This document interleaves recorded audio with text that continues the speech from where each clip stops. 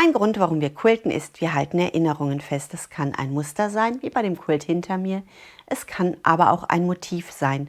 Und wie ich mir eine Datei aus meinem gewünschten Motiv selber erstelle, darum geht es in diesem Video. Herzlich willkommen bei Needle Engine. Mein Name ist Elke und wir legen los.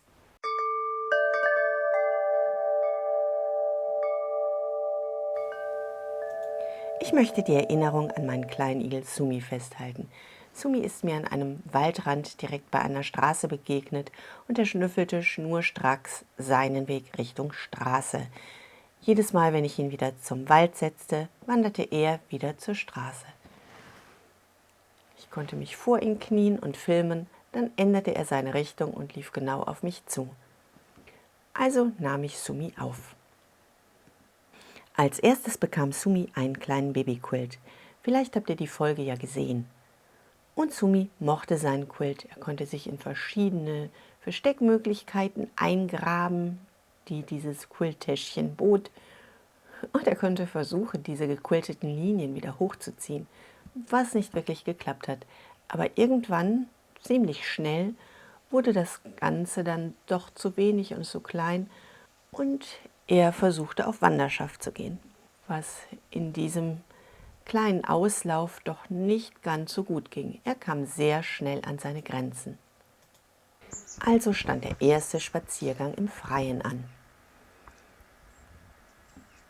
Sumi bekam ein Außengehege und dort fing er direkt seinen allerersten Wurm.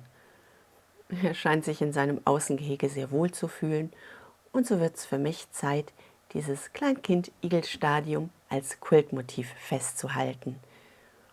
Dazu lade ich mir eine gefilmte Szene in mein Schnittprogramm. Ich habe mir meine Kamera genommen, habe Sumi noch einmal gefilmt, mit dem Vorhaben, in diesem Filmmaterial ein Bild zu haben, aus dem ich eine Zeichnung von einem Igel erstellen kann, der mit einem Strich gezeichnet wird, damit ich das Ganze als Quiltdatei nutzen kann. Also schaue ich mir meine Filmaufnahmen immer und immer wieder an.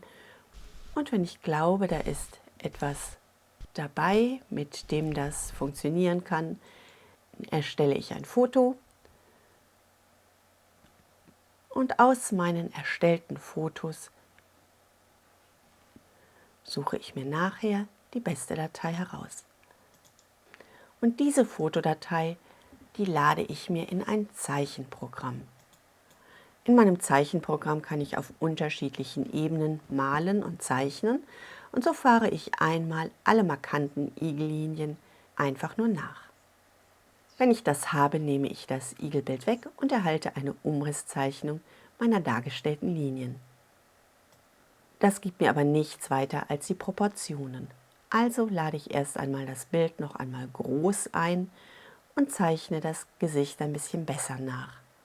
Wenn ich ein Ergebnis habe, das die Proportionen und das Gesicht ein bisschen wiedergibt, dann erstelle ich eine neue Linie und zeichne mit einer anderen Farbe komplett jeden Strich, den ich später quilten möchte, nach. Und hier versuche ich nun das erste Mal, meinen Stift nicht abzusetzen, sondern alles aus einer Linie zu erstellen. Und da bin ich schon am Ende. Und hier sind die ersten Überlegungen, in welcher Reihenfolge möchte ich welche Linie quilten, damit ich einen Igel aus einem Strich arbeiten kann. Am nächsten Tag nehme ich mir meine Datei erneut und ich zeichne noch einmal die Linien nach und überlege, was ich noch ändern möchte. Mit einem frischen Blick ist das meistens etwas leichter. Und hier möchte ich nur noch ein paar Änderungen vornehmen.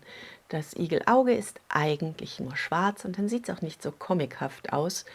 Mir gefällt die Linie, die die Stacheln von dem weichen Körperfell unterteilen, ganz gut. Die übernehme ich. Und auch der untere Rand, der das Fell so ein bisschen abschließt, gefällt mir ganz gut.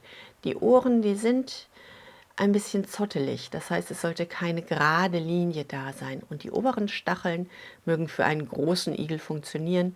Für meinen kleinen Igel sind sie viel zu groß, also zeichne ich diese noch einmal kleiner ein. Diese Datei vergleiche ich noch einmal mit meinem Bild und das ist die Datei, die ich nun einmal aus einem Strich gerne quilten möchte.